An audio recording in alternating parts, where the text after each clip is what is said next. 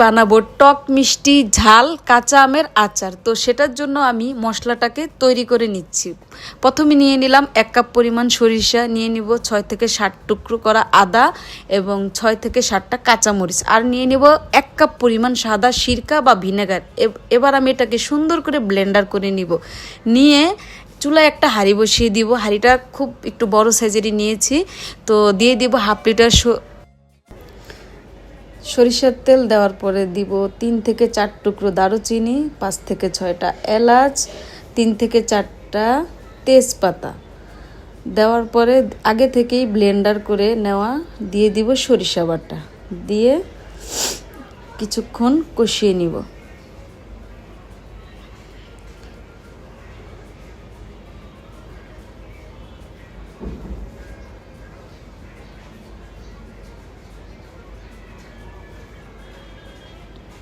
এখানে আমি আগে থেকেই আমগুলোকে কেটে সুন্দর করে কেচে ধুয়ে রেখে দিয়েছি।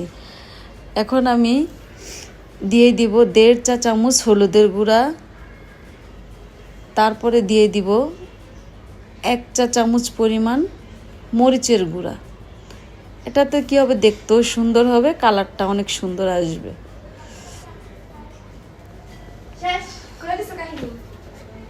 তারপরে দিয়ে দিব লবণ, নর্মাল লবণটাও দিব, আর আচারে বিট লবণটা দিলে আচারের স্বাদটা একটু বেশি হয়। তো আমি এখানে বিট লবণটাও দিব, নর্মাল লবণটাও দিব, পরিমাণ মতো 2 পদের লবণ দিয়ে দিব। দেওয়ার পরে ভালো করে নেড়ে চেড়ে মশলাটাকে মিশিয়ে এবার আমি দিয়ে দিব আমগুলো। তো আমগুলো দিয়ে আমি ভালো করে মশলার সাথে মিশিয়ে নিব। নেওয়ার পরে দিয়ে দিব পরিমাণ মতো স্বাদ অনুযায়ী চিনি। এখানে আমি 3 কাপ পরিমাণ চিনি দিয়েছি। চিনিটা দেওয়ার পরে আবার ভালো করে সব কিছু একসাথে মিশিয়ে নিব। নিয়ে দিয়ে দিব 1/2 কেজি পরিমাণ রসুন। আমি আগে থেকে ধুয়ে ছিলে পরিষ্কার করে রেখেছি, রসুনটা দিয়ে দিব। দেওয়ার পরে আবার ভালো করে নেড়ে চেড়ে নিব। নেওয়ার পরে এখানে আমি আচারের যে মেন মশলাটা সেটা তৈরি করছি, পাঁচফোড়ন। পাঁচফোড়নটা আমি নিয়ে নিচ্ছি পরিমাণ মতো। 2 টেবিল চামচ পাঁচফোড়ন নিলাম, সাথে দিয়ে দিব কিছুটা মৌরি, আর দিয়ে দিব 1.5 চা চামচ আস্ত ধনিয়া, তারপরে দিয়ে দিব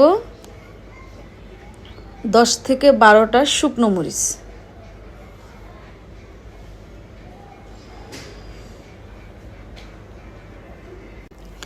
এখন আমি মশলাটাকে মিডিয়াম আঁচে একটু ভেজে নিব। ভাজার পরে এটাকে কিছুক্ষণ ঠান্ডা হতে দিব। এদিক দিয়ে আমি আমটাকেও একটু মাঝে মাঝে নাড়া দিচ্ছি যাতে নিচে দিয়ে লেগে না যায়। তো এবার আমি মশলাটাকে আধা ভাঙ্গা করে ব্লেন্ডার জারে ব্লেন্ড করে নিব। আপনারা চাইলে পাটায়ও বেটে নিতে পারেন, আমি ব্লেন্ডার জারে ব্লেন্ডার করে নিব।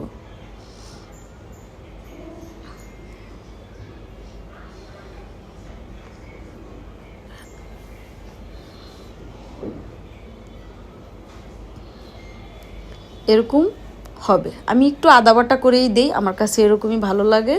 তো এবার আমি আচারটাকে, দেখতেই পাচ্ছেন আচারটা থেকে অনেকটাই পানি শুকিয়ে গেছে এবং আচারটা প্রায় হয়ে আসছে। তো এখন আমি কিছু মশলা দিয়ে দিব, কিছু মশলা আমি কিছুক্ষণ পরে আবার দিব। তো আচারটাকে আমি ভালো করে মশলার সাথে মিশিয়ে নিব।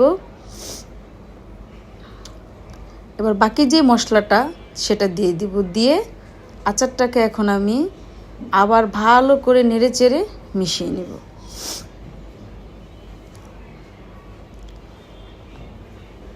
আর এটা যেহেতু টক মিষ্টি ঝাল আচার, এটাকে আমি বেশি জাল করব না। তো আমার আচারটা একদমই হয়ে গেছে পারফেক্টলি। এখন আমি এটাকে চুলা থেকে নামিয়ে নেব।